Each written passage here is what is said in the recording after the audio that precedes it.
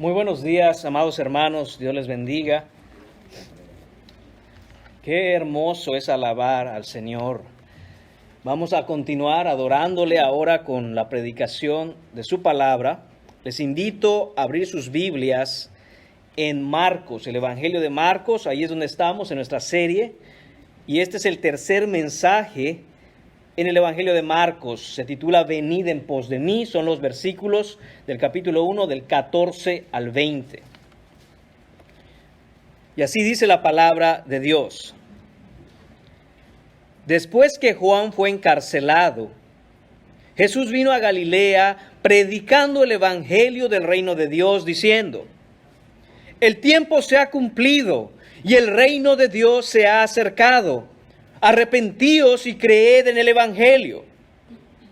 Andando junto al mar de Galilea, vio a Simón y a Andrés su hermano, que echaban la red en el mar porque eran pescadores. Y les dijo Jesús: venid en pos de mí, y haré que seáis pescadores de hombres. Y dejando luego sus redes, le siguieron. Pasando de allí un poco más adelante, vio a Jacobo, hijo de Zebedeo, y a Juan su hermano, también ellos en la barca que remendaban las redes, y luego los llamó, y dejando a su padre Zebedeo en la barca con los jornaleros, les siguieron. Padre mío, gracias te damos en esta mañana. Gracias, Señor, venimos delante de ti, y permítenos llegar ante ti, Señor, con temor y temblor, Señor. Acabamos de escuchar el grande Dios que eres, el gran Salvador que tú eres el Rey Todopoderoso. Señor, gracias por este tiempo que nos permites tener como congregación. Gracias, Señor, porque en tus hijos, en tus ovejas has puesto el gozo de alabarte, de exaltarte, de cantarte, Señor. Te pedimos que por tu palabra seamos edificados. Y aún, Señor, te pedimos que tu Santo Espíritu respalde este mensaje y que transforme los corazones de todos aquellos que aún, Señor, no han venido a la vida eterna. Pedimos todo esto, Señor, sin mérito alguno, pero mirando la cruz de Cristo, quien ganó todos los méritos, Señor. En su nombre te lo pedimos. Amén. Pueden tomar asiento, mis hermanos.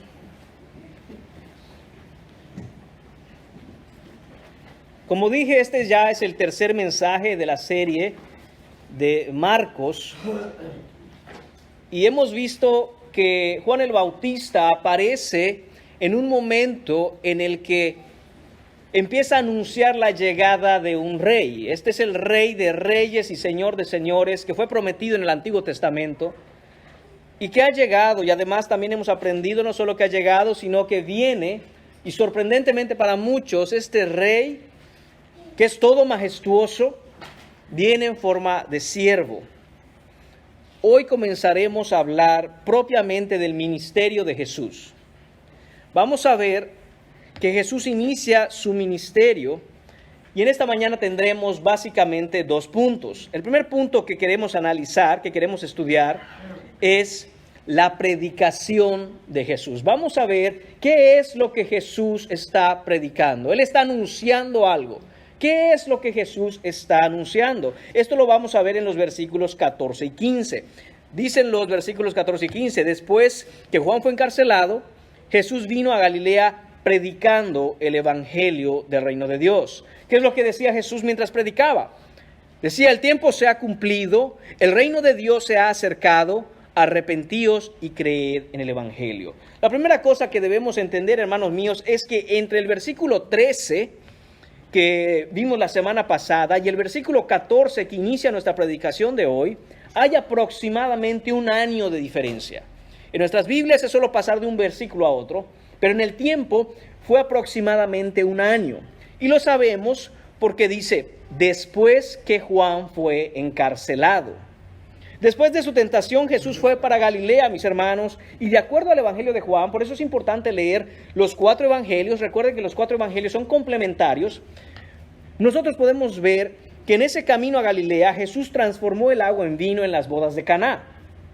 De ahí estaría en Caná, estaría en Galilea un tiempo, pero regresaría a Judea para celebrar la Pascua, y también ahí lo que haría es purificar el templo. Recuerden que Jesús llega y ve que hay una serie de individuos, una serie de personas en el templo que habían convertido la casa de Dios en un mercado.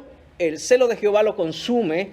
Jesús voltea las mesas de los cambistas, tira todo, los echa de ahí, purifica el templo. Esto pasaría en su primer momento en que regresa de Galilea hasta Judea. Además, esa misma noche, él se encontraría con Nicodemo, el principal de los judíos. Él estaría en esa noche reuniéndose con él. Después de esto, él entonces regresaría hasta Galilea de nuevo. Y esto lo hace porque Jesús sabe de la hostilidad contra él por parte del pueblo judío, de parte de los religiosos que estaban ahí. Y le llegan las noticias de que Juan el Bautista está preso por el rey Herodes. Esto Marcos nos lo narraría más adelante en el capítulo 6. Él está preso en ese momento que nos narran, y es en ese momento en que Jesús decide irse a Galilea pasando por Samaria. Había una ruta que tenían que seguir para llegar a Galilea, y los discípulos que le seguían pensaban, bueno, nos vamos a ir por ahí, pero no fue así. Jesús dice, no, iremos por otro lado. Los discípulos se preguntan, ¿no hay otro lugar por donde llegar a Galilea? No es cierto, sí hay otro, y es pasando por Samaria. Pero ningún judío se atrevería jamás a pasar por Samaria. Simple y sencillamente, judíos y samaritanos no se tratan, no se quieren topar los unos con los otros. Jesús rompe todo ese protocolo y va directamente atravesando Samaria, y es ahí donde encontraría a la mujer samaritana en Sicar, junto al pozo de Jacob. Entonces, hermanos míos, Jesús llega a Galilea, y es aquí donde nos encontramos en el versículo 14. Esta fue la primera vez en que Jesús llega a la región de Galilea y está predicando públicamente, oficialmente, está iniciando su ministerio de predicación. Lo que vemos aquí, hermanos míos, es a Juan encarcelado, como ya hemos hablado un poco. Vamos a centrarnos un poquito en Juan. ¿Por qué Juan fue encarcelado? Bueno, porque él está predicando abiertamente contra todos los religiosos de su tiempo, y no solo eso, sino que en público, hermanos míos, acusa al rey Herodes de adulterio. No solo de adulterio, sino también de incesto. ¿Por qué? Porque Herodes, el rey Herodes, había tomado por mujer a Herodías, que no solo era la esposa de su hermano, sino que además era su propia sobrina. Entonces Herodes está incómodo por este mensaje que Juan el Bautista le trae. No solo eso, Herodías misma está muy molesta por ser en público llamada y desenmascarada de alguna manera, expuesta de alguna manera, llamándola adúltera.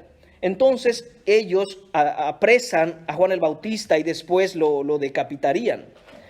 Lo importante aquí, hermanos míos, es la manera en que la palabra de Dios nos dice que Juan está en la cárcel. Literalmente, en Biblia, 60 de Reina Valera, siempre confundo Reina Valera con Biblia de las Américas y hago mi propia versión, dice, Juan fue encarcelado. Literalmente el texto dice, Juan fue entregado a la cárcel. Marcos va a usar esta expresión, esta forma de hablar, fue entregado 4 veces más en su evangelio. Y lo va a hablar respecto a Jesús. Va a decir él que Jesús fue entregado a Pilato, fue entregado a los judíos, fue entregado a los romanos y que fue entregado a la muerte. La pregunta es, hermanos míos, ¿quién entregó a Jesús? ¿Quién entregó a Juan el Bautista? Fue entregado, pero ¿quién es?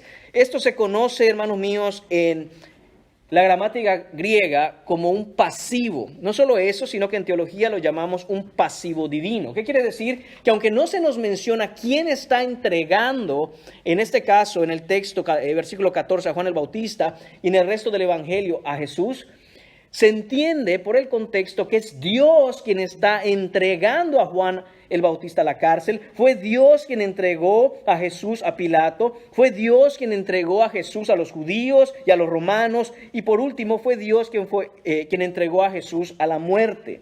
Eso es lo que nosotros entendemos cuando dice que fue entregado. ¿Por qué es importante entender eso? Porque nunca pensemos, hermanos míos, que Jesucristo fue una víctima de su situación, que fue una víctima de los romanos o de los judíos o aún de ningún rey de la tierra. No, de hecho, en Juan capítulo 19, versículos 10 a 12, lo que nosotros vemos es lo siguiente, que Jesús está de frente a Pilato y Pilato le está haciendo algunas preguntas. Jesús se calla, él no habla. Y dice, no me contestas. Y le dice, ¿no te das cuenta que yo tengo autoridad para liberarte si quiero? ¿O para mandarte a la muerte si quiero? Y es ahí donde Jesús le dice, no, tú no tienes ninguna autoridad sobre mí si no te fuera dado de lo alto. Es Jesús hablando y diciendo, ¿entiende algo Pilato? ¿Entiende algo gobernador? ¿Entiende algo Herodes? ¿Entiende algo reyes de la tierra? Ninguna autoridad tienen sobre mí, sino la que les ha sido otorgada por el Padre. Entonces, eso es lo que vemos aquí, hermanos míos, con esto que dice que fue entregado a la cárcel. ¿Por qué? Porque, hermanos míos, Dios tiene un plan perfecto y Él organiza todas las cosas, todos los detalles, ordena todo para que su plan sea cumplido. Eso es lo que vemos aquí. ¿Y a dónde es que va Jesús? Está en Galilea. Eso es lo que vemos, que Él está en la región de Galilea y decide iniciar esta predicación lejos de Jerusalén, lejos del centro, lejos de la capital. ¿Por qué? Porque esto es un reproche a la ciudad que se había enorgullecido y se había llegado de religiosos, de fariseos, de levitas, de maestros de la ley, que rechazaban a Dios mismo. De hecho, el 90% del ministerio de Jesús se llevó a cabo en el área de Galilea. Ese es el escenario, mis hermanos. Ese es el escenario en donde Jesús empezaría públicamente a predicar. Ahora, Marcos nos presenta un resumen de todo el ministerio de Jesús. Es lo que nos presenta en este versículo 14 cuando dice que fue predicando el evangelio del reino de Dios. Si nosotros vemos, hermanos míos, qué es lo que Jesús estuvo haciendo durante su ministerio terrenal y quisiéramos resumirlo, por favor, no vaya usted a pensar que lo que más hizo Jesús es hacer milagros. No vaya a pensar que lo que más hizo Jesús es alimentar a la gente que estaba en necesidad. No vaya a pensar que Jesús lo que más hizo durante su ministerio es acercarse a los pobres para ayudarlos. Lo que más hizo Jesús, de hecho, lo que vino a hacer Jesús es a predicar el evangelio del reino. Ese es el resumen de todo el ministerio de Jesús. Tenemos que ver la figura y la obra de Cristo Jesús como aquel que vino a dar un anuncio de parte de Dios el Padre. ¿Qué es lo que hacemos entonces? Vemos que Jesús está predicando. Él está predicando, es lo que hace. Dios tuvo un solo hijo y a su hijo lo hizo predicador. Es lo que encomendó el Padre a Jesús al venir a la tierra, predicar. Jesús predicaba en los pueblos, predicaba en las aldeas, en las sinagogas, en toda la región de Galilea. Y allí estaba lleno de pequeñas poblaciones o grupos de personas que se asentaban alrededor del mar de Galilea, que en realidad, hermanos míos, aunque se llama mar de Galilea, no es un mar, sino es un lago de agua dulce. Y es ahí en donde Jesús encontraría la mayor parte de gente que de alguna manera estaba mezclada entre gentiles, era gente que común, no era parte de la ciudad, como dije, no era parte de la alta alcurnia de los religiosos. Es ahí donde Jesús se enfrenta con ganar a todo el pueblo para que escucharan su mensaje. Esta palabra, hermanos míos, predicar, no es otra cosa sino proclamar. Se usaba en referencia a la labor de un heraldo, de un enviado del rey. Esto se hacía porque en ese tiempo, hermanos míos, no había televisión, no había ningún tipo de comunicación como la que tenemos hoy, como internet. Si usted quiere saber qué es lo que está sucediendo en el mundo, usted quizá prende la televisión o se mete al teléfono. En ese tiempo, cuando el rey proclamaba algo, cambiaba una ley, ponía otra, había un cambio en el reino. Lo que hacía el rey es mandar un heraldo, un representante. Entonces ese representante llegaba a la ciudad, al pueblo o la aldea, empezaba a reunir a la gente y les decía, este es el anuncio del rey. Entonces sacaba un pergamino que estaba escrito por los escribanos del rey y que estaba sellado con el anillo del rey, para que toda la gente viera que este heraldo estaba leyendo lo que el rey había dicho, abría el papiro y a todo pulmón empezaba a leer lo que ahí decía. Y decía, esta es la palabra del rey. Eso es el proclamar, eso es el predicar en los tiempos de Jesús. Quizá para nosotros ahora predicar lo relacionamos inmediatamente con un pastor, con un predicador, lo relacionamos quizá con la iglesia, pero recordemos, hermanos míos, que en ese tiempo predicar, proclamar, anunciar, era un término político. Era un rey enviando a su representante para comunicar, para promulgar alguna cosa que el rey haya dicho. Y esto es lo que está haciendo Jesús. Está proclamando, está anunciando a gran voz.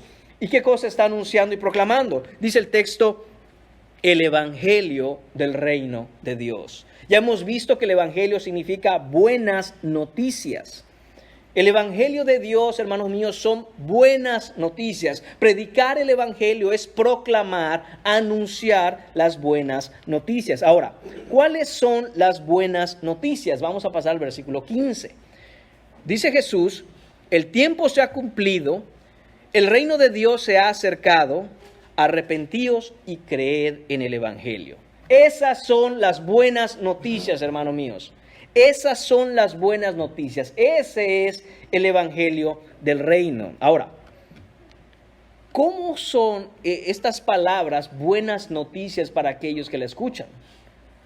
Porque yo pensaría que si son buenas noticias, cualquiera que las escuche saltaría de gozo y dice, aleluya, qué buenas noticias. Sin embargo, hermanos míos, creo que hoy si escuchamos esto, yo no veo a nadie saltando de felicidad. ¿Dónde está el gozo? Bueno, entendamos por qué estas son buenas noticias. Vamos a dividir el versículo 15 en tres partes. Vamos a hablar de tres componentes que están en este evangelio que Jesús predica. El primero va a ser el tiempo se ha cumplido. Vamos a hablar qué significa que el tiempo se ha cumplido. La segunda parte vamos a ver es el reino de Dios se ha acercado. Y por último vamos a ver arrepentidos y creed en el evangelio. Comencemos entonces, hermanos míos, con la primera cosa, con el primer punto, o su punto, mejor dicho, dentro de la predicación de Jesús. ¿Qué es esto de las buenas noticias? Bueno, la primera es el tiempo se ha cumplido. La palabra tiempo aquí, hermanos míos, no debe entenderse como horas o como días o como años. No se refiere a cronos. La palabra ahí no es cronos, de donde viene la palabra cronómetro, cronógrafo, cronograma, refiriéndose a un periodo de tiempo. Sino que la palabra utilizada aquí es la palabra kairos. Ya habíamos hablado de la palabra kairos cuando estuvimos en Efesios, en donde se predicó que debemos de aprovechar bien el tiempo, porque los días son malos. ¿Y qué significa kairos? Kairos, en vez de significar minutos, segundos, horas, lo que significa es una ocasión oportuna. Significa una circunstancia apropiada. La situación correcta. La idea es que cada detalle en ese momento, en ese instante, es el favorable para algo. Es como que todas las circunstancias quedan ordenadas para hacer algo que antes era difícil o era imposible o simplemente habían muchos obstáculos. Y ahora es el momento adecuado. Eso es el tiempo. Cuando dice aquí Marcos, el tiempo se ha cumplido. Voy a poner un ejemplo. Suponga usted que siempre ha querido comprar una casa y usted está ahorrando su dinero para comprar una casa, pero los precios de las casas son demasiado altos. Los intereses en bienes raíces son muchísimos. No es un buen momento para comprar casa. Pero de pronto las circunstancias del mercado y la bolsa de valores y qué sé yo, empieza a hacer que bajen los precios de las casas, los intereses son mínimos y alguien le dice, yo sé que estás estás ahorrando, te propones comprar una casa. Este es el momento oportuno. Este es un buen momento para comprar casa, porque las condiciones son las adecuadas. Hermanos míos, esa es la idea que Jesús expresa cuando él dice el tiempo se ha cumplido. Es decir, antes esto era imposible, pero ahora todo se ha ordenado de tal forma que es el momento oportuno para escuchar las buenas nuevas, para venir al reino de Dios. Antes no podías, aun si quisieras, era imposible, pero ahora todo se ha ordenado de tal forma que las circunstancias se organizaron y de hecho son organizadas por Dios. Cada detalle de la historia humana, Dios la organizó de tal forma que ahora su Hijo ha llegado en forma de siervo Y el anuncio del rey es este: es el momento oportuno. Este es el momento de venir al reino. Gálatas capítulo 4, versículo 4 nos dice: cuando vino el cumplimiento del tiempo, de nuevo, ahí está tiempo, la palabra kairos, no cronos. Cuando vino el cumplimiento del tiempo, Dios envió a su Hijo. Dios no envió a su Hijo ni antes ni después, sino en el momento exacto en el que Él organizó, hermanos míos, la historia de la humanidad, de tal forma que es en ese lugar, es en ese momento, es en esas circunstancias en que el Evangelio tendría que ser predicado. Cuando cada detalle estuvo en su lugar, cuando cada cosa fue ordenada como es debido, cuando toda circunstancia fue puesta en el orden de Dios, Dios intervino en la historia humana de manera única, encarnándose, se hizo hombre, vino en forma de siervo, y estas son las buenas noticias. ¿Por qué? Porque este rey que vendría a anunciar no solo que el tiempo se ha cumplido, sino que este tiempo, hermanos míos, es un tiempo de paz. Esas son las buenas noticias cuando dice Jesús: el tiempo se ha cumplido. No solo que Él ha llegado, sino que ha llegado y ha proclamado la paz. ¿Qué paz? La paz entre dos enemigos que no podrían tenerse cerca ni un centímetro de lo que ya estaban separados.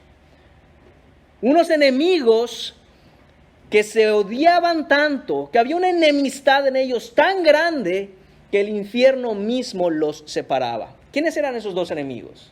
El hombre y Dios.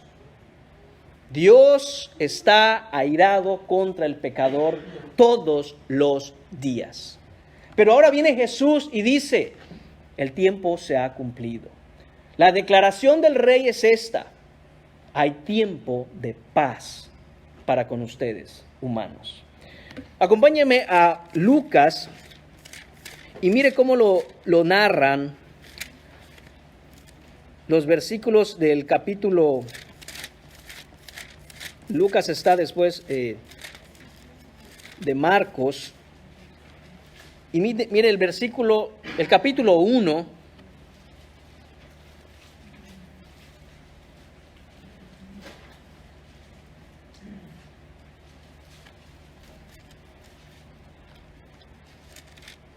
Perdóname, el capítulo 2, versículo 14. Lucas capítulo 2, versículo 14.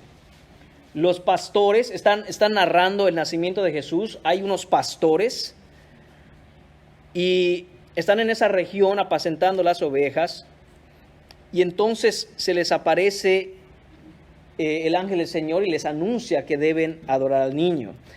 ¿Y qué pasa?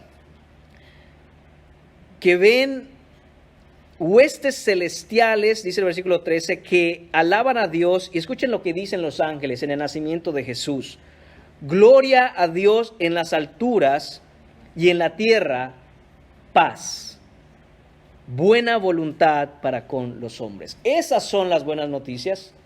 Esas son parte de las buenas noticias. Ese es un punto, que Jesús está hablando de un tiempo de paz. Está hablando de un tiempo de paz, hermanos. Olvidamos que Dios y el hombre estaban en enemistad y que el único que reconcilia al hombre con Dios es Cristo. Por eso cuando Él viene y dice: buenas noticias, el tiempo se ha cumplido. Es decir, tenemos un tiempo ahora de paz. Eso es lo que Jesús nos está narrando aquí. Ahora, hermanos míos, ¿cuál es el segundo punto? No solo que Él viene a anunciar paz de parte de Dios para con los hombres, sino que también dice el versículo: el reino de Dios se ha acercado. ¿Qué significa que el reino de Dios se ha acercado? Hermanos, no es ni hace referencia a que está cerca en el tiempo. Eso ya lo aclaramos. No quiere decir que en breve, en poco tiempo, en unos meses, llegará el reino. No, sino que está cerca físicamente hablando. El ser humano en este mundo caído, en este mundo lleno de pecado, está separado de Dios. Está separado de Dios espiritualmente, y Dios había separado del mundo y lo había abandonado por un tiempo para que se cumplieran las profecías del Antiguo Testamento. Y ahora, dice Jesús, el reino de Dios se ha acercado. ¿Por qué? Porque Cristo vino físicamente, encarnado, y está diciendo, el reino está cerca de ustedes, refiriéndose a que Él está en persona caminando sobre la faz de la tierra. Es como decir, aquí estoy, yo que soy el Rey de Reyes. El reino se ha acercado a ustedes. Nunca el hombre se ha acercado al reino, sino que el reino fue acercado por Cristo al hombre. Nunca el hombre, hermanos míos, encontró una manera de estar más cerca de Dios.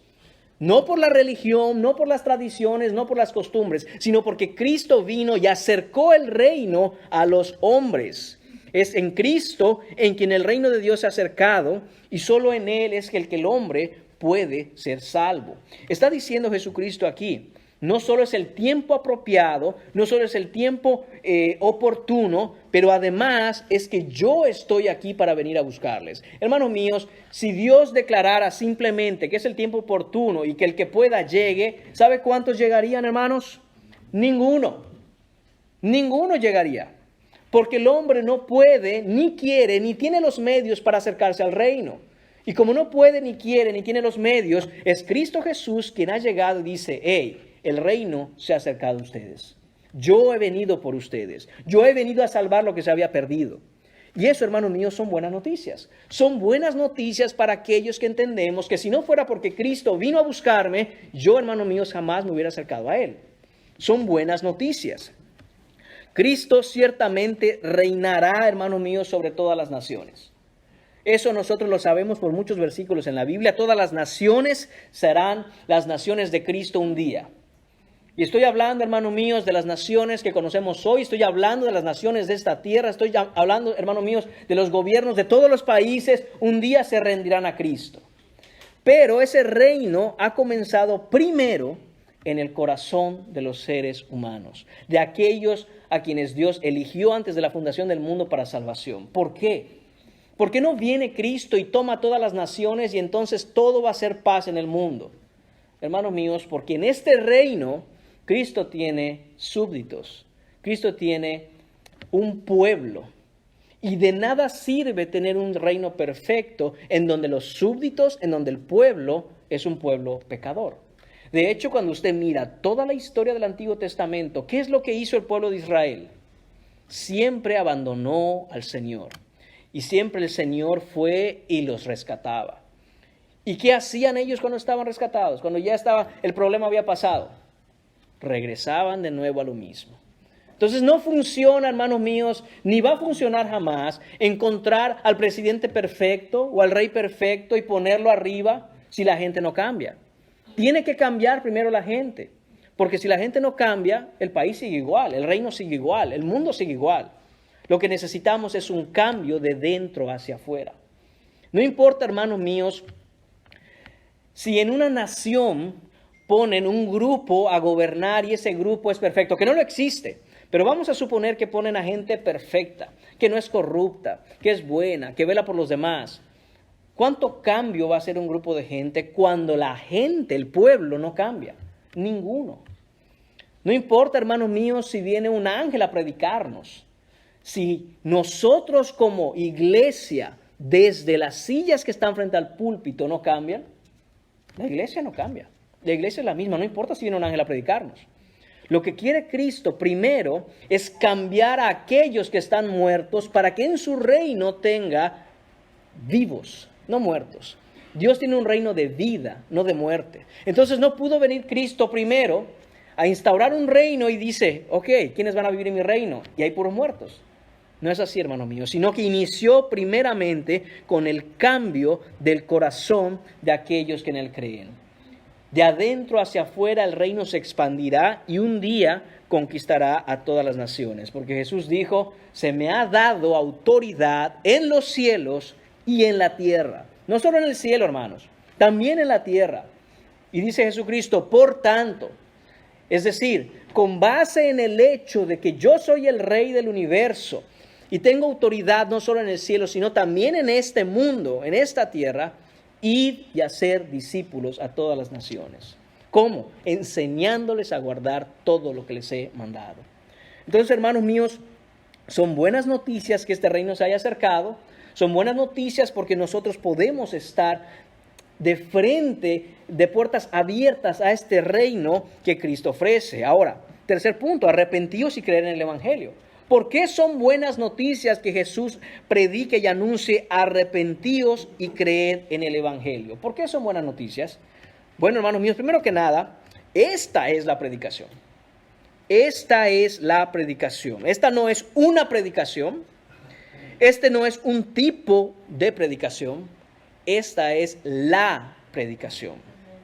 Juan el Bautista en Mateo capítulo 3, versículo 2 dice, arrepentíos porque el reino de los cielos se ha acercado. Jesús está diciendo aquí en Marcos capítulo 1, versículo 15, arrepentíos y creed en el Evangelio. Pedro en Hechos capítulo 2, versículo 38 dice, arrepentíos y sed bautizados en el nombre de Jesucristo. El mismo Pedro en Hechos capítulo 3, versículo 19 dice, arrepentíos y convertíos para que vuestros pecados sean perdonados. Pablo en Hechos capítulo 17, versículo 30, Dios declara ahora a todos los hombres en todas partes a que se arrepientan y crean el Evangelio. Hermanos míos, toda predicación fiel a la Escritura es esta. Arrepentíos y creed el Evangelio. Esta es el único tipo de predicación que es bíblica. Cualquier otro tipo de predicación, hermanos míos, no es predicación. Si nosotros estamos escuchando a alguien que nos está dando 3 consejos para ser exitosos en nuestra vida, hermanos míos, llámele de cualquier forma, menos predicación. Porque la predicación bíblica e histórica es esta. Juan el Bautista la predicó, Jesús la predicó, Pablo la predicó, Pedro la predicó, los apóstoles la predicaron. ¿Y qué es? Arrepentíos. Arrepentíos y creed el Evangelio. Hermanos, ¿cómo son estas buenas noticias? Son buenas noticias, mis hermanos, porque nunca antes se había escuchado ni se escuchará una manera de pertenecer a un reino como la que se escucha aquí. Piense usted en lo difícil que es de pronto cambiar la ciudadanía que usted tiene por una ciudadanía diferente. Piénselo nada más por un momento. ¿Qué difícil es eso? Si usted va a cualquier país y pregunta, yo quiero ser ciudadano de este país, ¿qué tengo que hacer? Y la verdad es que lo que se va a encontrar es con una serie de obstáculos, una serie de requisitos que se entiende que hayan y deben haber, pero realmente, hermanos míos, es difícil. ¿Qué tengo que hacer? Bueno, hay esta serie de cosas que usted tiene que hacer para obtener la ciudadanía. Es muy difícil. Ahora, ¿cuánto más difícil no será llegar a las puertas del cielo y preguntarle al rey de este reino, ¿qué tengo que hacer para tener esta ciudadanía? Uno pensaría, hermanos míos, lo difícil que debe ser que hombres pecadores, mujeres pecadoras, almas muertas puedan entrar a un reino de vida. ¿Qué tengo que hacer? Literalmente, hermanos, literalmente la respuesta es esta. Tienes que nacer de nuevo. Tienes que nacer de nuevo. Porque no hay una cosa que puedas hacer que te pueda dar esta ciudadanía. Entonces, ¿qué es lo que está diciendo Jesucristo? Hoy vengo a ofrecerles de manera gratuita pertenecer a este reino, cambiar la ciudadanía que ustedes tienen por la ciudadanía celestial. ¿Qué tienen que hacer? Arrepiéntanse y crean. Es solo por fe, es solo por gracia. Es un regalo para aquel que se arrepiente y cree. ¿Qué es arrepentirse? La palabra arrepentirse es la palabra metanoia, que significa darse la vuelta y venir a entrar a este reino. Así de sencillo. No necesitas ningún tipo de sacramentos, no necesitas ningún tipo de reglas, no necesitas ningún tipo de cumplir con ciertas cosas. Simplemente Jesús dice, buenas noticias para todos aquellos que quieren pertenecer a este reino. Dense la vuelta y vengan, que aquí estoy. Paren lo que están haciendo, paren ese camino hacia donde ustedes se están dirigiendo, dése la vuelta, arrepiéntase, metanoia, dése la vuelta y venga. Es todo. Es tan fácil, hermanos míos, pero tan difícil para aquellos que no creen. Es tan fácil, hermanos míos, que Jesús dijo, háganse como niños, porque hasta los niños pueden creer esto. Pero tan difícil para aquellos que han crecido y han endurecido sus corazones en este mundo. Son una piedra, una roca inerte por corazón, que solo Cristo puede venir a cambiar ese corazón de piedra y convertirlo en un corazón de carne sensible a sus palabras. Y cuando esto ocurre, entonces es cuando viene corriendo el pecador arrepentido a Jesucristo, dejando todo lo que estaba delante de él, dándose la vuelta y viniendo a Jesús en arrepentimiento y fe. Todo aquel que quiera pertenecer a este reino es bienvenido. Escuche eso, hermano mío, amigo mío, amiga mía. Todo aquel que quiera pertenecer a este reino es bienvenido. ¿Quién quiere venir? Eso es lo que está anunciando Jesús. El tiempo se ha cumplido, es el momento oportuno. Las puertas del cielo se han abierto completamente. Además, no solo eso, dice Jesucristo, no tiene usted que venir, yo he venido a buscarle. Además, le dice, es solo por fe, es solo por gracia, es decir, es de forma gratuita. Tome mi mano y vamos al reino. Es increíble, hermanos, que muchas personas dicen, no gracias, estoy muy bien así. No estás entendiendo. Date la vuelta y vamos al reino de vida. Estamos caminando todos como humanidad al precipicio de la muerte y de pronto Jesús hace este llamado, este anuncio. Arrepentíos y venid a mí. Y cuando uno lo escucha, hermanos, esta es la vida del cristiano, se da la vuelta y empieza a ir donde Jesús. ¿Sabe qué se va a encontrar? A un mundo de gente caminando en sentido contrario a usted. En sentido contrario a usted. Ellos van para allá, hacia donde nosotros también íbamos antes. Pero ahora nos hemos dado la vuelta y estamos directo caminando hacia Jesús. Y usted va a encontrar que mucha gente que usted conoce está caminando en el sentido opuesto. ¿Y usted qué es lo que debe hacer? Usted debe hacer lo mismo que escuchó decir a Jesús. No, arrepentíos y creed en el Evangelio. Es decir, no vayan hacia allá. Dense la vuelta, vamos hacia el otro lado. Miren, ahí está el reino, las puertas del cielo están abiertas, Jesucristo está aquí, vamos a Él, démonos la vuelta a todos. Tristemente, no todos le van a escuchar. Al contrario, muchos le dirán, no, es que tú qué haces yendo para ahí, mira, no hay nadie yendo hacia allá, hacia esa dirección nadie va, solo tú y otros 3 locos por allá. Todo el mundo va del otro lado. Dice, pero nosotros tenemos que estar seguros, mis hermanos, que nosotros vamos en dirección a Cristo. Eso es arrepentirse. Eso es creer el Evangelio. Creer que este Rey que ha llegado es Jesucristo, el Hijo de Dios, Dios encarnado, que viene a salvar pecadores. Estas son las buenas noticias del mensaje y la predicación de Jesús.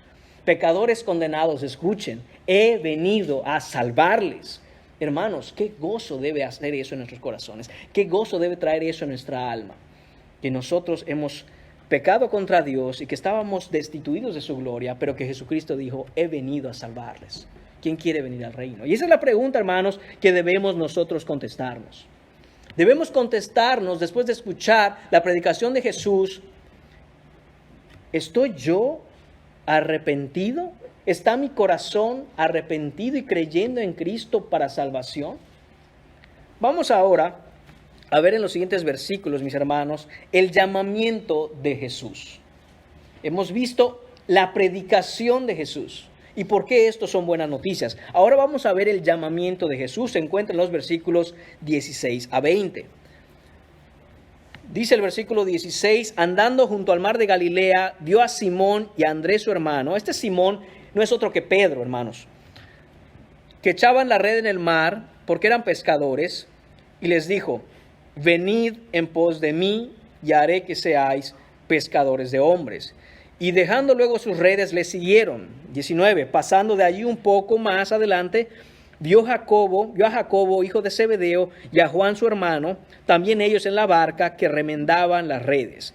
Y luego los llamó, y dejando a su padre Zebedeo en la barca, con los jornaleros le siguieron. ¿Qué vemos aquí, mis hermanos? Vemos primero que están en el mar de Galilea. Como dije, el mar de Galilea no es en realidad un mar. Es un lago de agua dulce que mide aproximadamente 21 kilómetros de largo por 13 de ancho. Y este es un centro pesquero. En ese tiempo, esto vendría a ser un centro pesquero de enorme importancia por la cantidad y la variedad de peces que ahí se encontraba. En otras palabras, esto es una industria que produce mucho dinero. Es una industria que movía muchísimo dinero y atraía a mucha gente. Y aquí está Jesús. Y de entre toda la gente que está ahí, que podemos imaginar los cientos de personas que estaban ahí. Historiadores como el historiador Flavio Josefo, que es un historiador judío, nos narra que en un día normal, en el mar de Galilea, podían haber hasta unas 300 barcas, todas con hombres, con jornaleros trabajando en la industria del pescado. Y de entre toda la gente, Jesús escoge a Simón y Andrés. Simón y Andrés, hermanos, ya conocían a Jesús antes.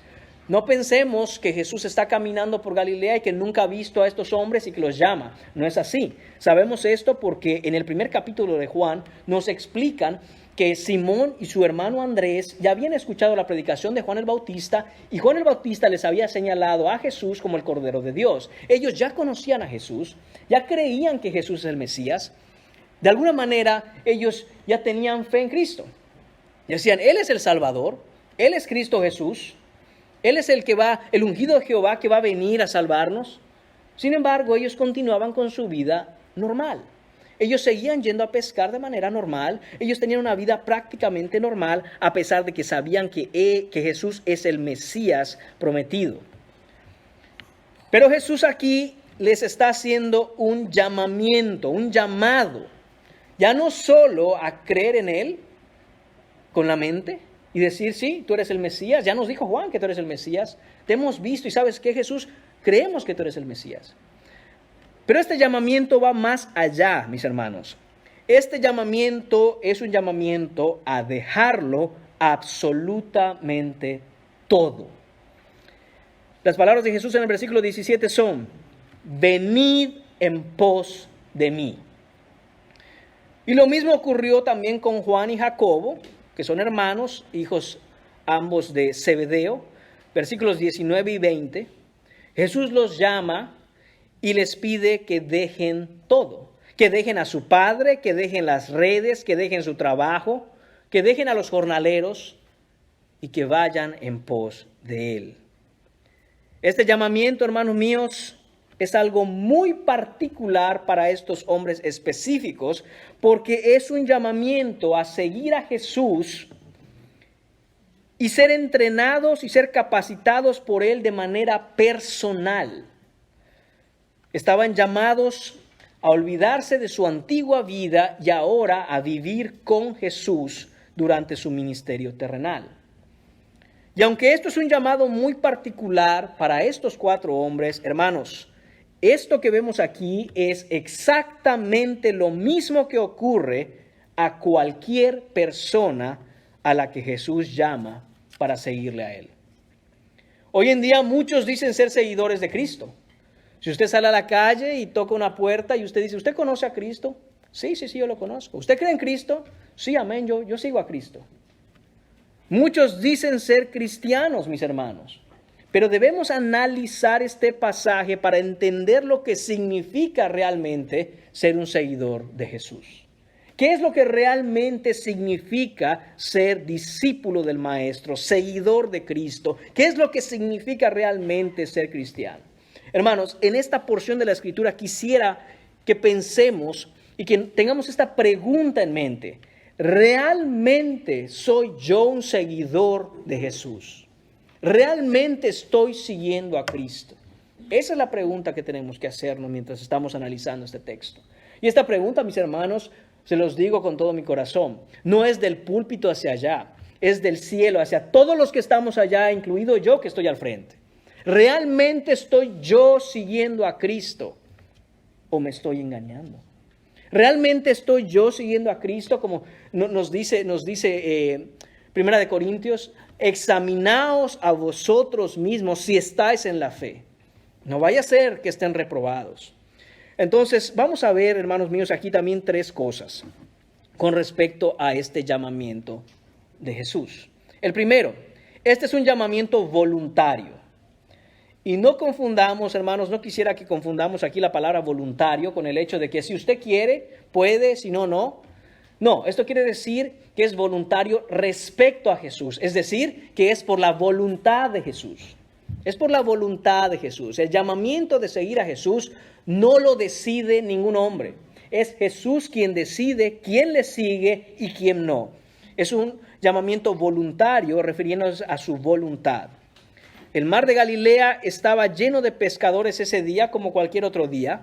Cientos y cientos de personas debieron estar ahí, pero Jesús decide llamar a estos 4. ¿Por qué razón? Por ninguna razón que tenga que ver con ellos.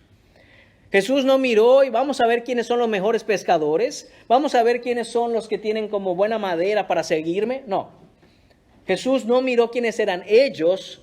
Jesús, por el puro afecto de su voluntad, como vimos en Efesios capítulo 1, versículo 5, por el puro afecto de su voluntad, los escogió antes de la fundación del mundo. Ya estaban elegidos para ser salvos. Y cuando fue Jesús al mar de Galilea, en el tiempo que estaba determinado que ellos tenían que seguir a Jesús, Jesús no fue a preguntarles si quieren seguirle. Mire eso. Él fue y dijo, venid en pos de mí. No fue a preguntarle a Simón y Andrés. Oigan, Simón, oye Andrés, fíjense que he estado pensando mucho en ustedes. Fíjense que he visto que tienen grandes capacidades de liderazgo. He visto que ustedes son unos buenos pescadores, son muy honrados. Me preguntaba si quizá quisieran seguirme. ¿Cómo ven? No, mis hermanos. Jesús fue y de manera soberana, por su voluntad, dijo, tú, Simón, tú, Andrés, venid en pos de mí. Vengan, síganme, vengan conmigo. El llamamiento de Jesús aquí, hermanos míos, es un llamamiento a pasar de simplemente conocer a Jesús como el Mesías para realmente seguir a Jesús, viviendo con Él, comiendo con Él, aprendiendo de Él, teniendo una relación directa con Él. Ese es el llamamiento que está haciendo Jesús aquí. Hermanos, sin importar qué tan bien o qué tan mal esté o vaya tu vida espiritual, si tú eres cristiano, quiero que recuerdes esto y que cobres ánimo. Cristo Jesús, el Rey del universo, se acercó a ti a iniciar una relación contigo. Y tu llamado es dejar toda duda, toda confusión e ir en pos de Él.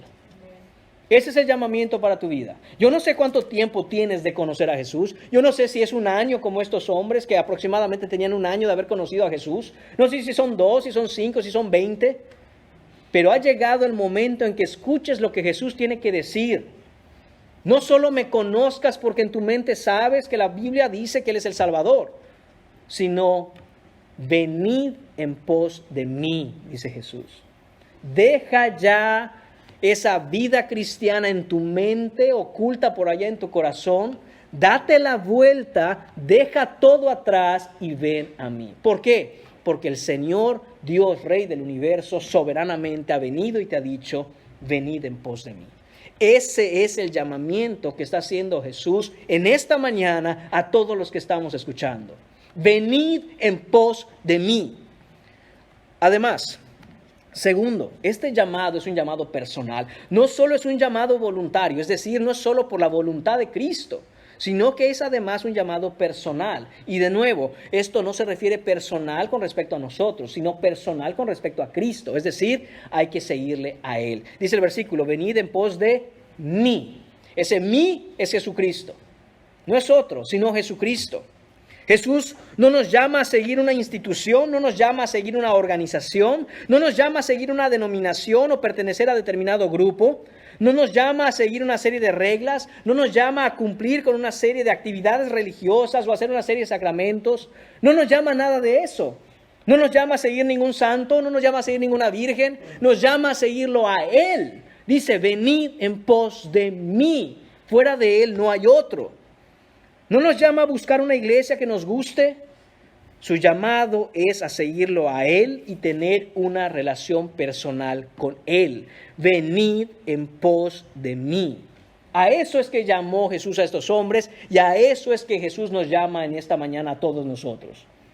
Venid en pos de mí, Jesucristo, el Rey de Reyes y Señor de Señores, a conocerle a Él por su palabra, a estar inmersos en la palabra de Dios. Y como dije, hermanos míos, quitarnos toda confusión y toda duda y tener claro una cosa, es seguirle a Él.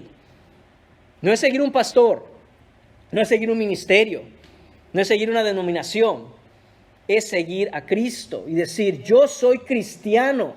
por la Biblia, por lo que la Biblia dice, no por ninguna tradición que se me enseñó, no por ninguna costumbre que yo aprendí, sino por lo que la Biblia dice. Venid en pos de mí. Esto es a lo que tú fuiste llamado si eres cristiano. Y esto es a lo que Jesucristo te llama en esta mañana si tú no has venido en arrepentimiento y fe a confiar en Jesús. Seguir a Jesús no se trata de que incluyas a Jesús en tu vida, sino que abandones completamente tu vida para tener una nueva vida en Cristo Jesús. Que tú seas parte de la vida que Jesús propone, que Jesús ofrece. Eso es verdadero cristianismo. Eso es cristianismo bíblico. Eso es como vemos en la historia de la Escritura y vemos en este evangelio, mis hermanos, y lo veremos también en otros evangelios, abandonar todo para seguir a Jesús. ¿Hemos abandonado todo, mis hermanos? ¿O seguimos aferrados, agarrados a ciertas cosas? ¿Seguimos buscando, hermanos míos, cómo salvaguardar nuestra vida, nuestro futuro? ¿O hemos abandonado todo y le hemos dicho a Jesús, Señor, como tú quieras? Esa vida que yo tenía no me interesa más. Miren a Pablo. Cuando Pablo da la lista de cosas y logros que él tenía, su currículum, su hoja de vida, era un tremendo fariseo de fariseos, de la tribu de Benjamín, circuncidado al 8º día. ¿Qué dice Pablo con respecto a todas esas cosas que él tenía? Todas las tomo por basura. Las desecho, las pongo en un bote de basura y no me interesan más. ¿Para qué? Para ganar a Cristo Jesús. Ese es el llamamiento que tenemos, hermanos míos, de parte de Jesucristo hoy. Olvídate de la vida que tenías y ven en pos de Cristo de manera personal. Tercero, este es un llamado incondicional. Es un llamado incondicional. El Señor Jesús llega ese día al mar de Galilea y llama a Pedro, a Andrés, a Jacobo y a Juan y les dice, vengan en pos de mí, síganme, vengan conmigo. Y se dan cuenta que ninguno se atreve a cuestionar a Jesús. No hay ninguno que le pregunte, sí Señor, pero ¿a dónde vamos? O ¿a hacer qué? ¿Nos estás llamando a hacer qué cosa? ¿Por cuánto tiempo nos vamos? ¿Quién más va a ir con nosotros? ¿Y qué va a pasar con nuestras vidas si te seguimos? Ninguna de esas preguntas fue hecha, sino que Jesús, al llamarlos, los llama con este llamamiento eficaz y con este llamamiento soberano, como hemos visto, y ellos lo dejan todo para seguirle. ¿Qué pasó con la vida de estos hombres al seguir a Jesús? ¿Qué pasó con la vida de estos hombres que estamos leyendo en esta mañana al seguir a Jesús? Hermanos, si esto se predicara desde un púlpito en donde se predica prosperidad, quizá le dirían, siga a Jesús y sus problemas se solucionarán. Siga a Jesús y usted va a ser muy exitoso. Siga a Jesús y Jesús lo va a prosperar y le va a multiplicar. Y venga y haga aquí y haga allá y verá cómo es usted un triunfador en la vida. Pero no es eso lo que ocurrió con estos 4 hombres. De esos 4 hombres, hermanos míos, 3, exceptuando a Juan, que fue desterrado en una isla, murieron martirizados por la fe. Fueron crucificados de cabeza, fueron quemados en estacas. Cuando Jesús va y le dice, síganme, ellos no tienen idea de lo que les espera.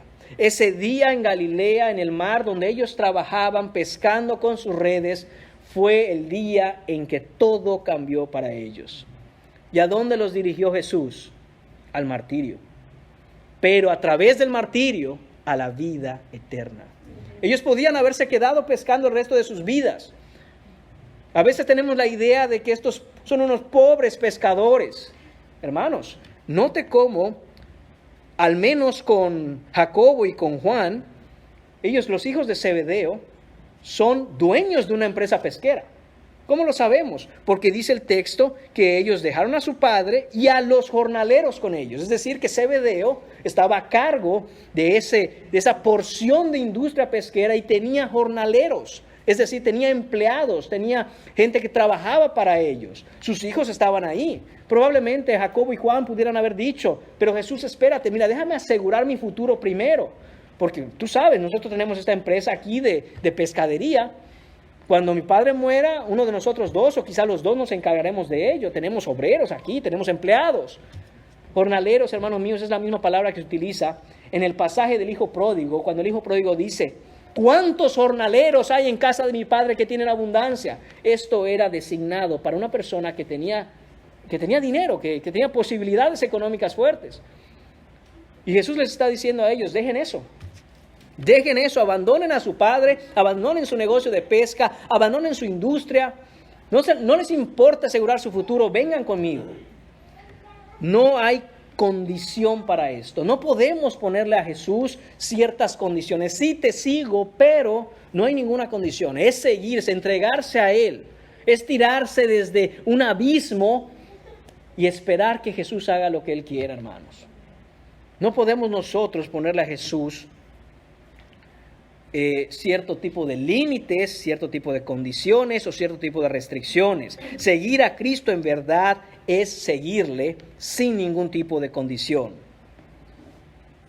Mateo capítulo 16, versículo 24 dice: Jesús dijo a sus discípulos, y esto es para todos nosotros aquí en esta mañana, mis hermanos: si alguno quiere venir en pos de mí, recuerda que ¿qué dijo Jesús a estos hombres? Venid en pos de mí. Ahora Jesús está diciendo: si alguno quiere venir en pos de mí, esto es lo que tiene que hacer: niéguese a sí mismo y tome su cruz y sígame. ¿A qué costo debemos seguir a Jesús? Hermanos míos, al costo de nuestra propia vida, si es necesario. No importa. Él lo vale, Él es digno. ¿Qué significa niéguese a sí mismo y tome su cruz? ¿Quiénes tomaban su cruz? Los sentenciados a muerte. El gobierno romano les asignaba una cruz y la cargaban para ser crucificados. Jesús nos está diciendo: ¿quieres seguirme? Prepárese para morir todos los días que le quedan en esta vida. Morir a ti, morir a tus metas, a tus sueños, morir a tus logros y a tus aspiraciones, y dejarte guiar y llevar por Cristo Jesús a donde Él quiera. Marcos capítulo 8, versículo 35 nos dice: porque el que quiera salvar su vida, la perderá. Pero el que pierda su vida por mi causa y por el evangelio, la salvará. Pregunta: ¿qué estás haciendo con tu vida? ¿Estás intentando salvar tu vida? ¿Estás intentando salvaguardar tu futuro? Asegurarte un bien en este mundo perecedero, que es pasajero y que es temporal. ¿Eso es lo que estás haciendo? ¿O estás dispuesto a perder tu vida por causa de Cristo y del Evangelio? Porque aquellos que pierdan su vida por causa de Cristo y del Evangelio, la salvarán. No sé, hermanos, pero Jesús nunca ha mentido. No sé si usted cree que Cristo alguna vez ha mentido. Nunca mintió. Y Él está diciendo esto: intente salvar su vida. Intente buscarse un futuro en esta tierra. Intente hacerse de logros aquí. Y yo le aseguro una cosa por la Escritura: perderá su vida. Pero si usted se entrega al Evangelio y si usted vive por la causa de Cristo, no importa si hay persecución, no importa si hay tortura, no importa si uno muere por Cristo, Cristo le asegura esto: usted salvará su vida. Su vida está asegurada en las manos de Cristo. Seguir a Cristo, mis hermanos, es firmar un cheque en blanco y dárselo a Él y decirle: Cristo, escribe tú lo que tú quieras como cantidad. Y Jesús siempre escribe la misma cantidad con aquellos que entregan ese cheque en blanco. ¿Sabe cuál es? Cantidad: tu propia vida y todo lo que tienes. Y eso es lo que está pidiendo Jesucristo de nosotros. Que sin condición le digamos: Señor, yo me comprometo contigo, aquí está el cheque, ponle lo que quieras. Y cuando Jesús diga tu vida y todo lo que tienes, ya lo firmaste. No es que ahora te puedes retractar. No es que ahora puedes decir: es que yo no sabía, es que espérate, te doy la mitad, te doy no sé cuánto. ¿Acordamos algo, Jesús? 60% y 40%. Hermanos, si usted le dice a Cristo: te voy a dar 99%, pero déjame el 1% para mí, Jesús dice: no, es todo o es nada. O estás conmigo o estás en contra de mí. No hay un pie en el mundo y un pie en Cristo. No hay, hermanos. Es todo o nada. Nuestra fe debe estar puesta en Él, en el hecho de que Cristo es bueno y sabio para decidir lo que es mejor para nosotros. Que Él ponga en ese cheque en blanco lo que Él quiera, porque lo que sea que ponga es bueno, es agradable y es perfecto. El problema somos nosotros que no entendemos. Pero Él sí entiende.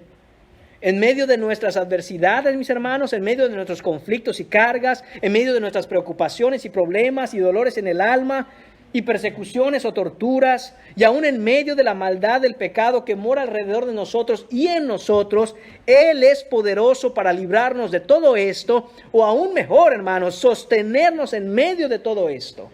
Él sabe lo que es mejor, aunque nosotros no entendamos muchas veces lo que Él está haciendo. No somos seguidores de Jesucristo, mis hermanos, los domingos porque estamos sentados aquí en la iglesia. Estar sentadito en la iglesia es fácil. Eso es fácil.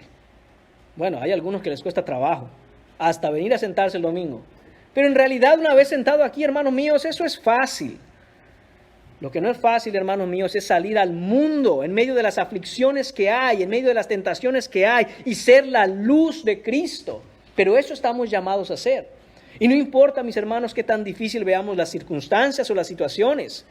La luz de Cristo brilla con más fuerza en el fondo del pozo de la desesperación, y es ahí en donde nosotros podemos tener nuestros ojos llenos de su luz para verle como jamás le habíamos visto antes. Y ese debe ser nuestro deseo.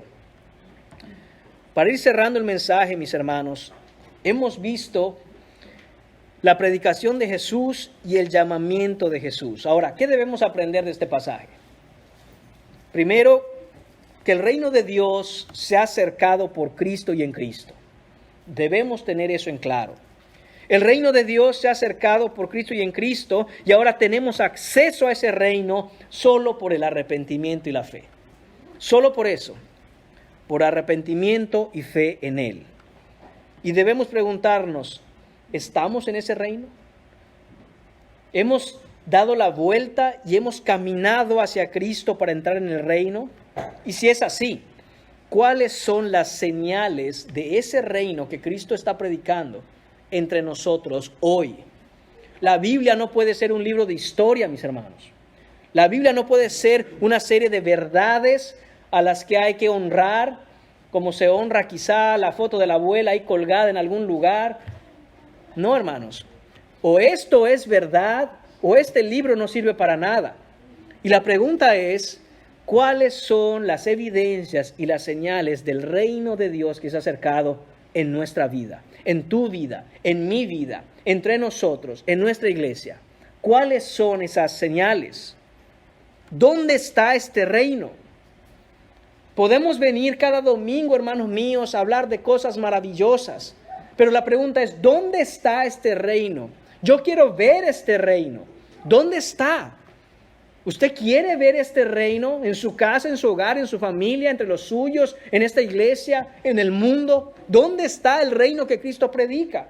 ¿Dónde está el poder de este rey que vino a anunciar que las cosas habían cambiado, que los tiempos se habían cumplido? ¿Dónde está?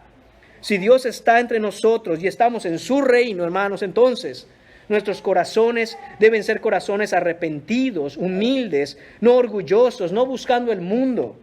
Porque hemos sido perdonados por el Rey, entonces extendamos también perdón.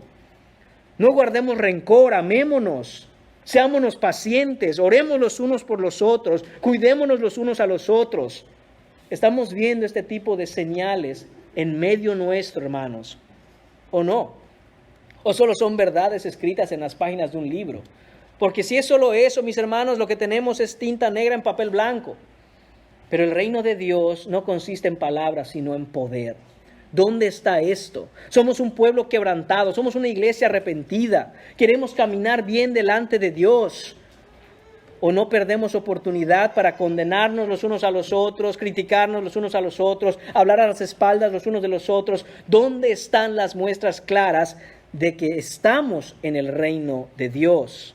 Si creemos que Jesús es el Rey, siervo, Salvador y el Mesías prometido que ha llegado, ¿dónde está puesta nuestra confianza? ¿Está puesta en su providencia? ¿Está puesta en su cuidado, en su amor, en su poder? ¿En la confianza y en la fe de que Él está con nosotros, no importa qué estemos pasando y viviendo? Porque a veces pareciera que en vez de evidencias del reino, hermanos, vemos evidencias de desesperación, de angustia, de miedo, de insatisfacción. ¿Dónde está y dónde quedó el gozo de ser cristiano, mis hermanos? ¿Dónde está el fruto del Espíritu que está descrito en Gálatas entre nosotros. Ese es el poder del reino de Dios. Hermanos, estas preguntas debemos hacérnoslas y analizarlas, reflexionarlas. Porque si el reino de Dios se ha acercado, entonces debemos ver ese reino. Y solo lo podemos ver, mis hermanos, si estamos en Cristo Jesús. Venid en pos de mí, sígueme. Es la invitación constante de Jesús una y otra vez en el Nuevo Testamento. No es ven a la iglesia y siéntate, sino levántate y ven a mí, dice Jesucristo. Esto es ser un discípulo, ser un cristiano, caminar, moverse, estar en acción hacia Jesús. Jesús no está quieto, Él no está inmóvil, sino que se está moviendo constantemente y está obrando, y nosotros debemos seguirle a Él. Nunca debemos esperar que Jesús nos dé detalles del viaje al cual nos ha llamado. Como hemos visto ya, no se lo dio a Pedro, ni a Andrés, ni a Juan, ni a Jacobo. Entonces, ¿por qué esperaríamos que nos entregara Jesús un itinerario o un folleto con fotos, todo incluido de lo que nos espera? No, hermanos. Seguir a Jesús significa que ya no vamos por nuestro propio camino, sino que vamos por un camino completamente diferente. Al seguir a Jesús, hemos tomado nuestra agenda, hemos tomado nuestros planes y nuestras metas, hemos tomado nuestros sueños y nuestras aspiraciones y las hemos puesto en un bote de basura como hizo Pablo, y además hemos prendido todo ese bote de basura en fuego. Hemos quemado todos los puentes que nos conectaban a nuestra antigua vida. No hay manera de regresar atrás. Atrás quedó el mundo y frente a nosotros la cruz de Cristo que nos dirige en todo momento. Cuando seguimos a Cristo, quiere decir que ya no seguimos al mundo. Por favor, recuerde eso. Si estamos siguiendo a Cristo, ya no seguimos al mundo. Estamos en el mundo, pero no somos del mundo. Detrás quedó ese mundo que nos conectaba a antiguos vicios, antiguos pecados. Y ahora hemos dejado eso atrás y nos dirigimos hacia adelante, como dice Pablo, dejando atrás lo ocurrido. Todo lo que ha pasado se queda atrás y miramos hacia adelante y nos extendemos para tratar de abrazar a ese Cristo que también nos abrazó a nosotros. Ahora, hermanos míos, si estamos en Cristo, ya no estamos con los muchos, estamos con los pocos. Porque los muchos están caminando por el camino espacioso, pero los pocos caminan por el camino angosto. Si queremos seguir a los muchos, hermanos, pueden hacerlo, están en su libertad, pero déjenme decirles esto, ese camino conduce a la perdición. Pero si está usted caminando en el camino estrecho, el camino de los pocos, porque pocos siguen a Cristo, ese camino conduce a la vida. Pocos son los que la hallan. Ir en pos de Él, hermanos míos, es ir a donde Él vaya, hacer lo que Él pida, sufrir lo que Él ordene, dar lo que Él mande. Seguir a Jesús es rendirse a Él, dejar de luchar y caer rendido a su soberana voluntad. Antes de seguir a Cristo podíamos vivir como quisiéramos, pero ahora no, hermanos. Ahora seguimos los planes del Rey de Reyes. No sabemos qué nos espera en un año o en unos meses. No sabemos qué nos espera la próxima semana. Es más, mis hermanos, no sabemos qué nos espera mañana por la mañana. Pero debemos estar dispuestos a decirle a Jesús, lo que tú quieras, Señor, donde tú quieras, Señor, con quien tú quieras, Señor, y a quien tú quieras, Señor. Esto es lo que Jesús le dice a Pedro y a Andrés cuando les dice, venid en pos de mí. Hermanos, ¿cómo hacemos esto? Y le voy a decir la verdad, no lo sé. Esta pregunta estuvo luchando en mi mente durante toda la semana. Esto es lo que significa seguir a Cristo y esto es lo que significa estar en el reino de Dios. Señor, pero ¿cómo se hace? Y solo resuenan en mi mente las palabras de la Escritura cuando ese hombre joven va donde Jesús y le dice, Maestro bueno, ¿qué tengo que hacer para obtener la vida eterna? Todos los mandamientos los he cumplido desde mi juventud. Y Jesús les dice, te falta una cosa, vende todo lo que tienes, porque dice la Escritura, el muchacho tenía muchas posesiones. Dalo a los pobres y sígueme. Misma cosa que vemos aquí, sígueme, ven en pos de mí. ¿Y qué hizo ese muchacho? No pudo. Se dio la vuelta y se fue. Entonces los discípulos preguntaron, y es ahí, hermanos, donde me encuentro también. Señor, ¿quién entonces puede ser salvo? Y la respuesta de Jesús es esta. Para el hombre esto es imposible. Es imposible que seamos salvos por nuestras obras, hermanos. Dice Jesús, pero para Dios todo es posible. Cierro con esto, hermanos. Oremos que el Señor derrame en nosotros verdadero arrepentimiento y verdadera fe para poder seguirle. Que nosotros seamos, hermanos míos, no una iglesia, entre comillas, no una congregación, entre comillas, sino que seamos la iglesia de Cristo, su cuerpo, siguiéndolo a Él en cada momento. Hermanos, Jesús nos dice en esta mañana a todos los que tenemos oídos para oír, venid en pos de mí. Oremos. Padre Santo, gracias te damos en esta mañana por estas extraordinarias noticias, Señor, que tú trajiste y que tú predicaste y que debemos todos predicar, Señor. Que el tiempo se ha cumplido. Maravilloso, Señor. Gracias por poner todas las cosas de tal manera que ahora podemos venir a ti, Señor.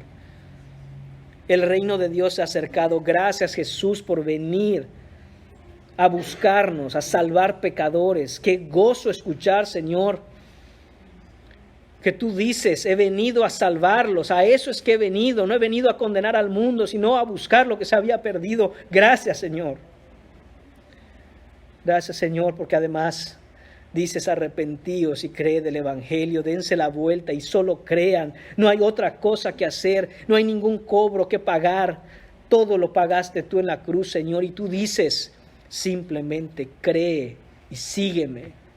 Padre, por favor te pedimos por tu Santo Espíritu que en nuestros corazones obre el poder de tu gracia, de tu amor, Señor.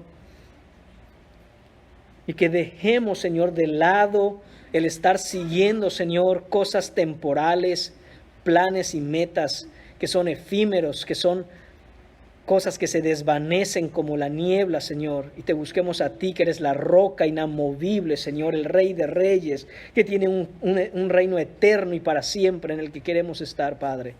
Ayúdanos, Señor, porque ciertamente esto es imposible para nosotros, pero todo es posible para ti, Señor. Te lo pedimos en el nombre de tu Hijo Jesús.